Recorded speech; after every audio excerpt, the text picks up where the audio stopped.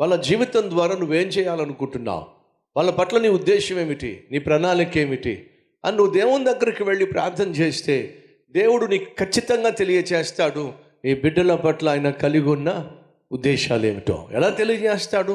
ఆయన వాక్యం ద్వారా నీకు తెలియజేస్తాడు. అడుగుతున్నా, ఎప్పుడైనా దేవుని సన్నిధికి వెళ్ళి నీ బిడ్డలను గూర్చి ప్రార్థన చేశావా? నీ బిడ్డల భవిష్యత్తును గూర్చి వారి పట్ల దేవుని చిత్తము గూర్చి అడిగావా? అడుగుతున్నా. 18-19 సంవత్సరాల వయసులో నేను నా బిడ్డల కోసం ప్రార్థన చేశాను. అప్పుడు నా వయసు ఎంత? 18-19 సంవత్సరాల వయసు.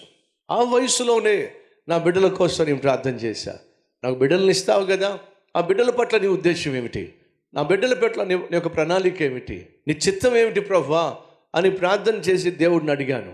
దేవుడు నాకు మాట ఇచ్చాడు. ఏంటో తెలుసా? నీ మీద ఉంచిన నా ఆత్మను నీ బిడ్డల మీద నేను ఉంచుతాను. నీ నోట ఉంచిన నా వాక్కును నీ సంతతి మీద నేను తరతరములు ఉంచుతాను. దేవుడు నాకు మాట ఇచ్చాడు. కాబట్టి నేనేం చేస్తాను?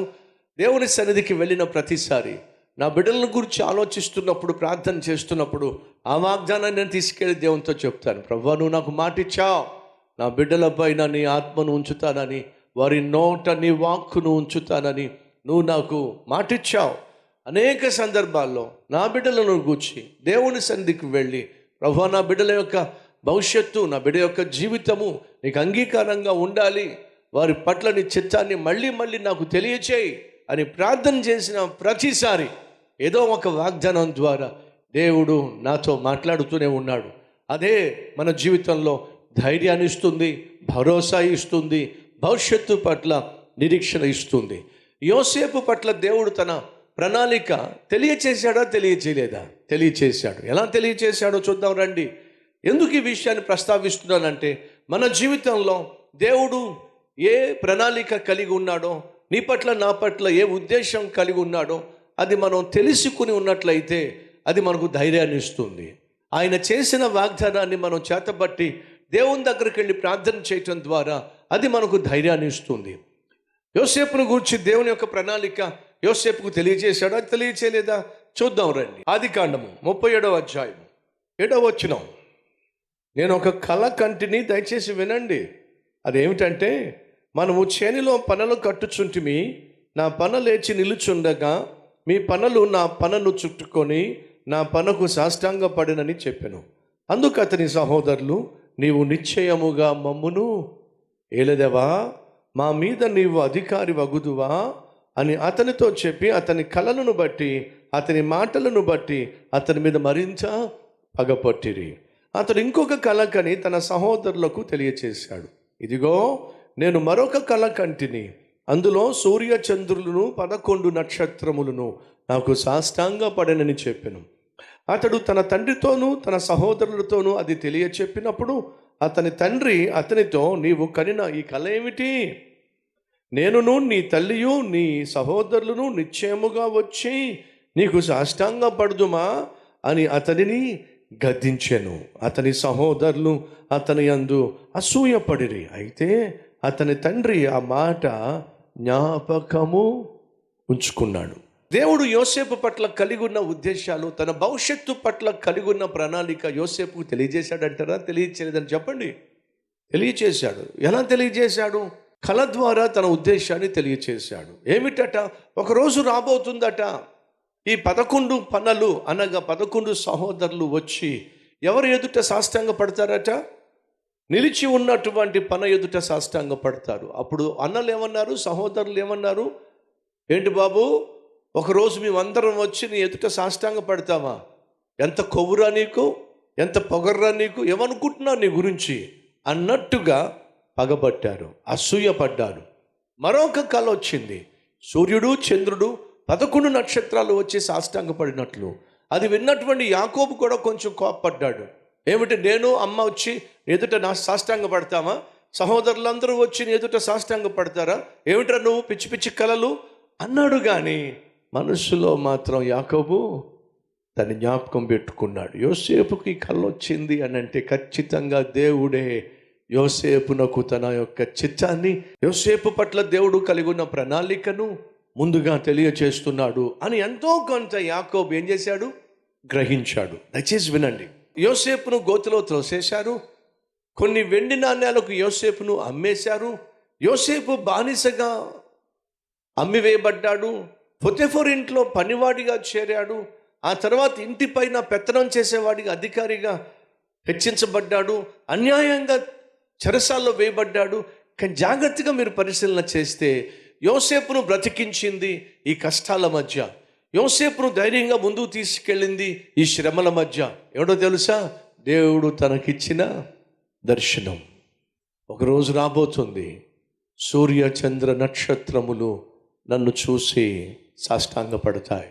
ఒకరోజు రాబోతుంది, నేను ఖచ్చితంగా ఏలేవాడిగా నిలబడతాను. నా చుట్టూ నా వాళ్ళందరూ వచ్చి సాష్టాంగపడతారు. దేవుడు తనకిచ్చినటువంటి దర్శనము, దేవుడు తనకిచ్చిన వాగ్దానము యోసేపును కష్టాల మధ్య, శ్రమల మధ్య, ఇరుకు ఇబ్బందుల మధ్య, అవమానాల మధ్య, అపకీర్తి మధ్య యోసేపును ధైర్యంగా నిలబెట్టింది ఏమిటయ్యా అంటే దేవుడు యోసేపుకిచ్చిన దర్శనము, లేక ఆ కళ.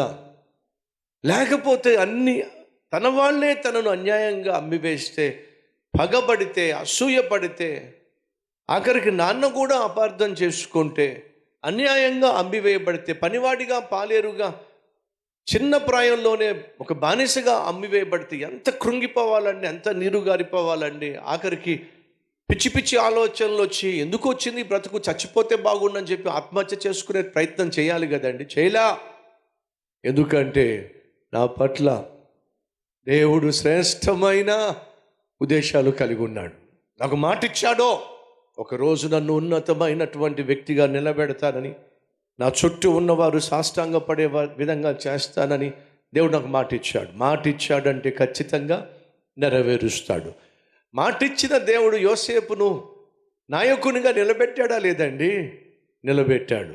ఐగుప్తు దేశాన్నే పరిపాలించేవానిగా దేవుడు నిలబెట్టాడు. ఆ రోజు నీ జీవితంలో కూడా వస్తుంది.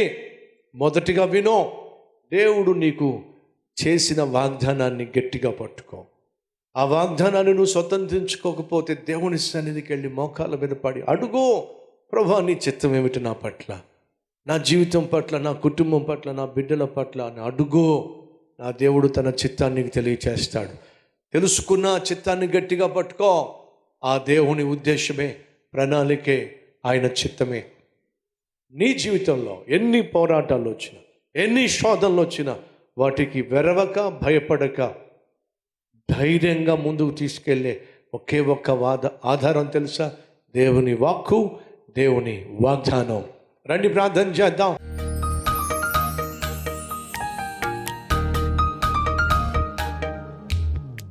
పరిశుద్ధుడు అయిన ప్రేమ కలిగిన తండ్రి, నీ వాక్యమే, నీ వాగ్దానమే మమ్ములను ప్రభువా ఈ పాపిష్టి లోకంలో, అననుకూల వాతావరణంలో, ఆటుపోటుల మధ్య, శ్రమలు కష్టాల మధ్య, శోధనల మధ్య మమ్మును ప్రభువా బ్రతికించేది నీ వాక్యమే, నీ వాగ్దానమే. ఆ వాగ్దానాన్ని, వాక్యాన్ని ప్రభువా చేతబట్టి విశ్వాసముతో ముందుకు సాగుతూ ఎన్ని శ్రమలు వచ్చినా, ఎన్ని కష్టాలు వచ్చినా ఆత్మీయతను పాడు చేసుకోకుండా, పరిశుద్ధతను పాడు చేసుకోకుండా నీ బిడ్డలుగా జీవించే భాగ్యం మాకు దయచేయండి. యేసయ్య పేరట వేడుకుంటున్నాం తండ్రి, ఆమేన్.